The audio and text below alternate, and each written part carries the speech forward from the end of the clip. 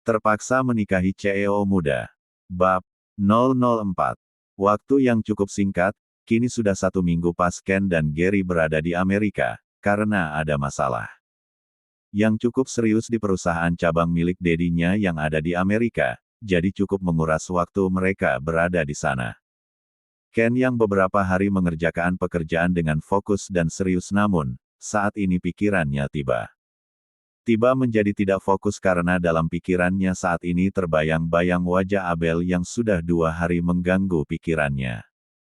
Seperti saat ini ia sedang fokus dengan pekerjaan yang sebentar lagi akan selesai tetapi tiba-tiba wajah Abel seketika kembali masuk di dalam otaknya. Arg. BRAKKK. Ada apa denganku? Kenapa akhir-akhir ini wajah gadis itu mengganggu? Geram Ken yang memukul meja kerjanya, hingga membuat Gary terjingkat. Mereka berdua malam ini berada di dalam ruangan kerja yang ada di hotel milik keluarga William. Ken yang duduk di kursi kerjanya dan Gary duduk di sofa juga fokus dengan laptopnya. Ada apa denganmu? Jika lelah kau istirahatlah jangan dipaksakan. Ucap Gary yang menatap ke arah Ken heran, karena sudah ia perhatikan 2 hari ini Ken tidak fokus dengan pekerjaannya. Tidak ada, tetapi ada yang mengganggu pikiranku. Gumam Ken yang masih didengar oleh Gary. Apa yang mengganggumu? Katakan siapa tahu aku bisa membantumu. Ucap Gary tanpa ragu, karena Gary dan Ken selalu berbagi cerita saat mereka berdua mengalami kesulitan atau yang mengganggu pikiran mereka. Aku hanya heran dengan otakku, kenapa wajah gadis itu selalu mengganggu pikiranku, ucap Ken yang tidak tahu dengan dirinya. Apa kau pernah merasakan seperti itu dengan wanita lain, atau dengan Tiara? Tanya Gary menyelidiki Ken. Tidak ada, hanya dengan gadis itu saja. Padahal dia baru beberapa hari tinggal di mansion. Aneh, gumam Ken. Kau tahu itu artinya kau dan dia saling memikirkan, dan kau tahu itu juga dinamakan jatuh cinta. Ucap Gary dengan menekan kata cinta di akhir kalimat. Sid, lapa apaan kau ini? Siapa yang jatuh cinta? Aku tidak mencintainya. Ucap Ken dengan nada yang kesal, karena baginya jawaban Gary tidak masuk akal. Hei, apa kau tidak pernah merasakan jatuh cinta, ha? Jika kau ingin memastikan coba kau hubungi gadis itu setelah kau melihatnya pasti pikiranmu akan tenang.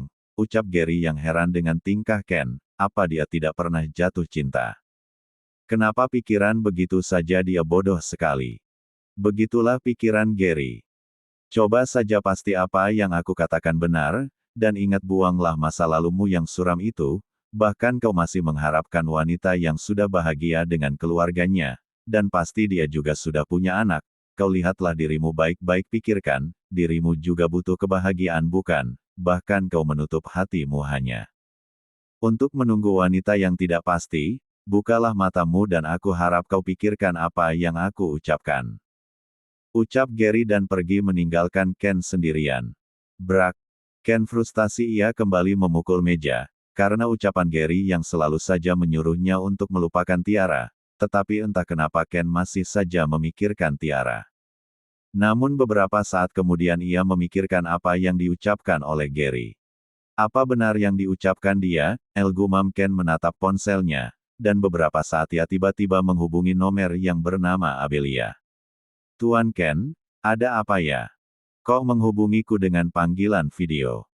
Gumam Abel yang baru saja selesai membersihkan mansion, karena di Indonesia saat ini masih siang, sedangkan di Amerika sudah malam.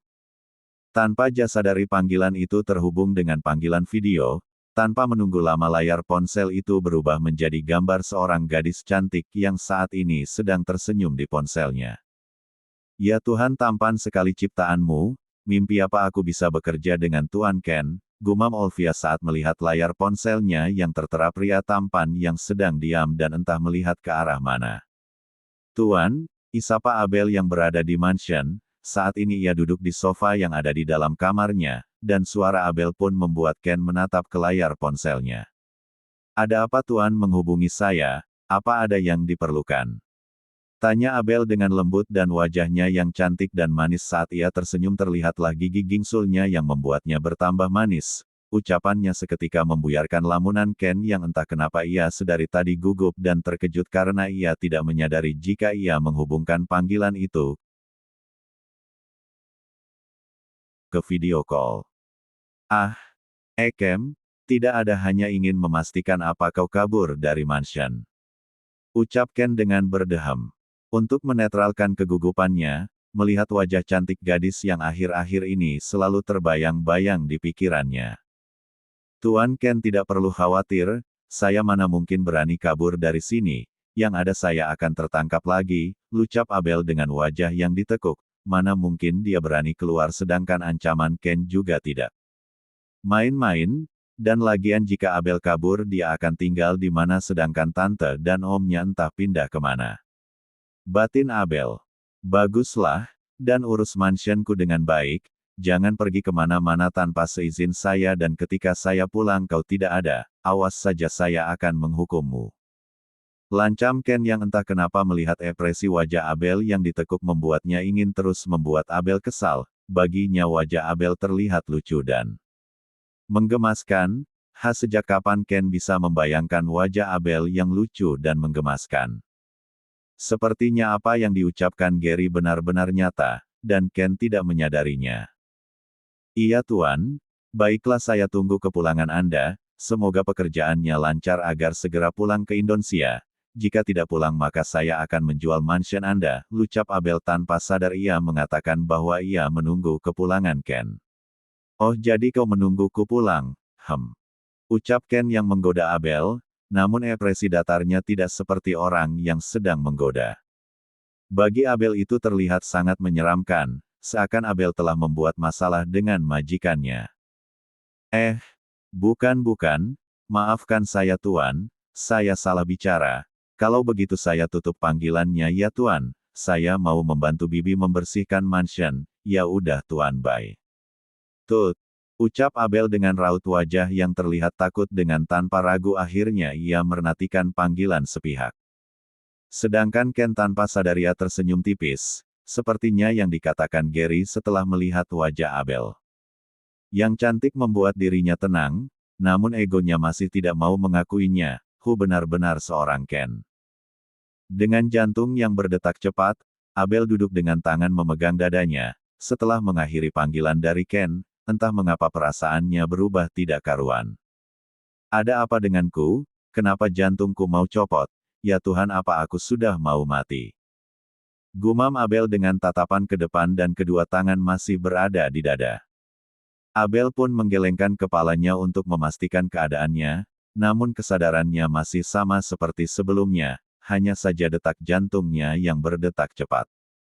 Lebih baik, aku ke dapur saja, Bi Ina lagi ngapain ya? Gumamnya lagi sembari meninggalkan kamarnya, karena hari masih sore jadi ia memutuskan untuk ke dapur. Pada saat ia menuruni anak tangga, tiba-tiba langkahnya terhenti saat melihat seorang wanita parubaya yang terlihat masih cantik dan anggun. Wanita parubaya itu duduk di sofa dengan ditemani oleh Bi Ina mereka. Sedang bercerita sambil tertawa, siapa beliau cantik sekali. Dan sangat akrab dengan Bi Ina. Begitulah pertanyaan yang ada di benak Abel. Hei, kemarilah. Lamunan Abel seketika buyar saat menyadari ada suara yang berteriak, dan ia menoleh ke arah sumber suara itu. Saya. Tanya Abel dengan raut wajah bingung, iya kamu kemarilah, ucap wanita parubaya. Itu yang diangguki oleh Abel. Siapa dia Bi? Cantik sekali. Apa dia pacarnya Ken? Tapi kok enggak dikenalin ke kita? Tanya mominya Ken yang bernama Jeslina Alia William, biasa dipanggil Momi Al. Bukan nyonya, dia juga pelayan yang membantu saya di sini, tetapi sepertinya Tuan Ken memiliki perasaan lain sebab, Non Abel disuruh menempati kamar di lantai atas, ucap Bi Ina menjelaskan pada Momi Al yang dibalasanggukan olehnya. Bi Ina terlihat sangat akrab sebab sudah lama Bi Ina bekerja dengan keluarga William. Maaf Bu, ada apa ya? Tanya Abel dengan sopan. Siapa namamu nak? Tanya Momi Al dengan nada lembut, membuat Abel menunduk tidak berani menatapnya. Nama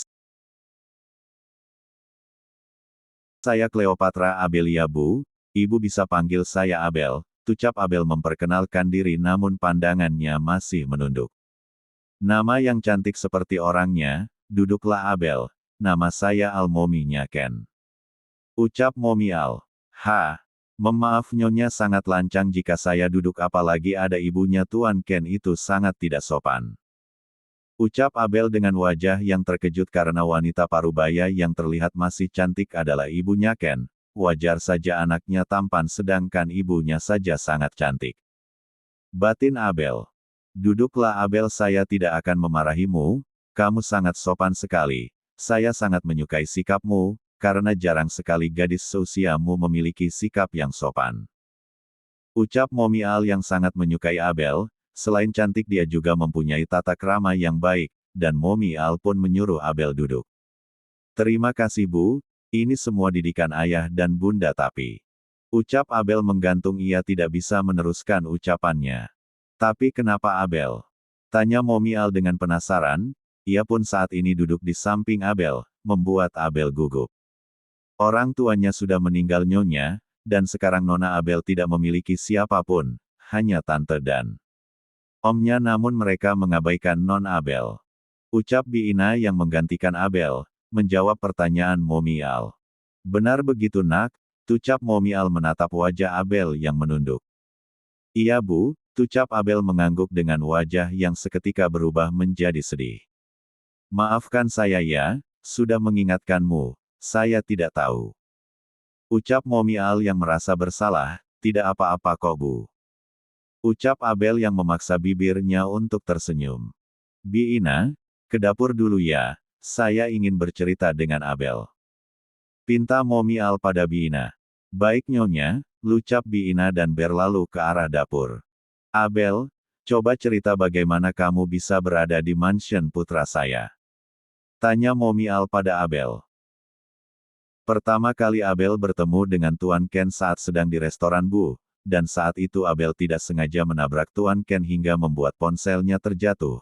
Tuan Ken memarahiku karena ponselnya rusak, dan Tuan Ken meminta ganti rugi. Namun Abel tidak bisa menggantinya, karena Abel tidak memiliki uang yang segitu banyaknya, sedangkan Abel saja bisa sekolah elit karena beasiswa. Dan jika Abel tidak bisa menggantinya Abel akan dilaporkan polisi. Saya takut jika nanti saya dipenjara Bu, apalagi saya belum memenuhi keinginan orang tua saya untuk sekolah hingga ke jenjang lebih tinggi. Jadi Tuan Ken meminta agar Abel tinggal di sini dan membantu Biina membersihkan mansion sebagai ganti ruginya. Jadi Abel pun menyetujuinya, ucap Abel jujur. Malang sekali nasibmu nak, mulai sekarang panggil saya Momi ya. Momi tidak punya anak perempuan jadi Momi sudah menganggapmu seperti anak sendiri. Jadi jika Ken macam-macam denganmu, kamu jangan sungkan untuk kabari Momi ya, ucap Momi Al dengan lembut. Ia pun memeluk Abel dari samping. Momi, apa tidak apa-apa, saya takut jika Tuan Ken marah. Ucap Abel merasa takut jika Ken marah. Tidak ada yang akan memarahi nak, ingat ya walaupun kamu sudah tidak memiliki seorang ayah dan ibu. Saat ini Momi akan menjadi ibumu juga, jadi jangan takut ya, Momi akan menjagamu. Ucap Momi Al membujuk Abel. Benarkah? Baiklah jika begitu Momi, aku merasa sangat senang karena bisa kembali merasakan pelukan dari seorang ibu. Sudah lama sekali tidak ada yang peduli dengan Abel semenjak kepergian ayah dan bunda. Ucap Abel dengan badan yang bergetar, tanpa ia sadari ia sudah menangis di pelukan Momi Al. Jangan bersedih lagi ya nak, kamu anak yang baik dan pintar, Momi akan selalu ada untukmu, dan Momi sangat senang karena kamu mau memanggilku dengan Momi. Ucap Momi Al dengan lembut dan tangan membelai rambut panjang Abel. Terima kasih ya Mom, aku sangat beruntung bisa bertemu dengan Momi, walaupun aku hanya seorang anak yang tidak tahu asal-usulnya tetapi Momi bisa menerimaku. Tadinya aku pikir Momi akan memarahiku sebab aku tinggal di sini. Apalagi di kamar yang mewah berada di lantai paling atas. Aku tahu pasti itu kamar hanya untuk orang-orang yang istimewa bagi Tuan Ken. Sebenarnya sangat tidak pantas seorang pembantu sepertiku berada di kamar itu. Ucap Abel mengeluarkan unek-uneknya yang entah kenapa ia heran karena bagaimanapun juga Abel pernah tinggal di penthouse ayah bundanya yang terbilang mewah. Jadi ia tahu bagian mana yang paling istimewa dan tidak. Jangan dipikirkan, mungkin bagi Ken kamu adalah orang yang istimewa. Semoga saja anak itu segera melupakan masa lalunya agar bisa membuka hatinya, ucap Momial yang merasa sedih karena melihat putranya terjebak di dalam percintaan masa lalunya, hingga membuatnya tidak ingin berhubungan dengan wanita. Amerika. Woi, kenapa kau senyum-senyum, udah rada-rada kau ya? Ucap Gary yang baru saja masuk ke dalam ruang kerjanya, melihat Ken yang duduk dengan tangan memainkan ballpoint berwarna gold juga bibir yang tersenyum. Sangat langka melihat Ken yang tersenyum, karena Gary juga sudah lupa kapan Ken tersenyum seperti itu. Sid, sudah bosan hidup kau? Umpat Ken menatap tajam Gary. Lagian kenapa kau senyum-senyum seperti itu? Sangat langka kau tahu. Aku saja sampai lupa kapan kau terakhir tersenyum. Ucap Gary dengan menatap ponselnya.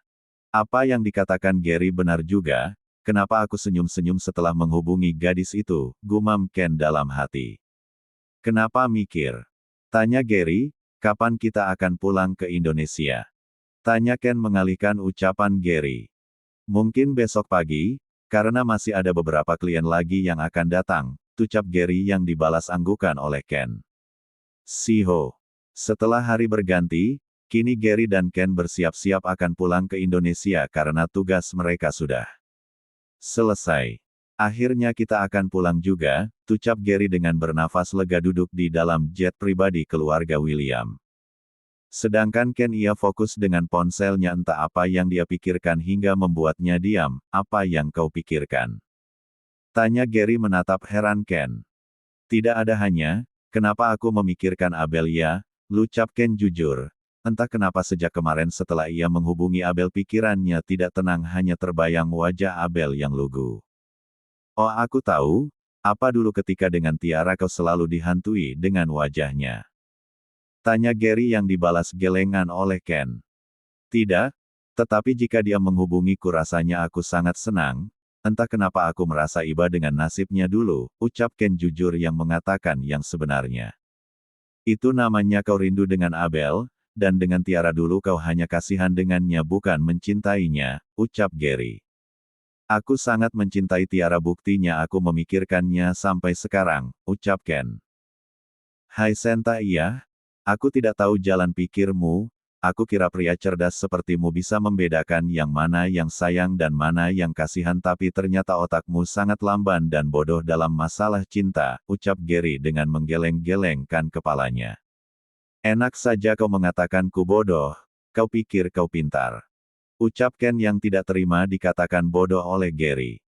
Jelas aku pintar, nyatanya aku soal percintaan tidak pernah mengalami hal sepertimu.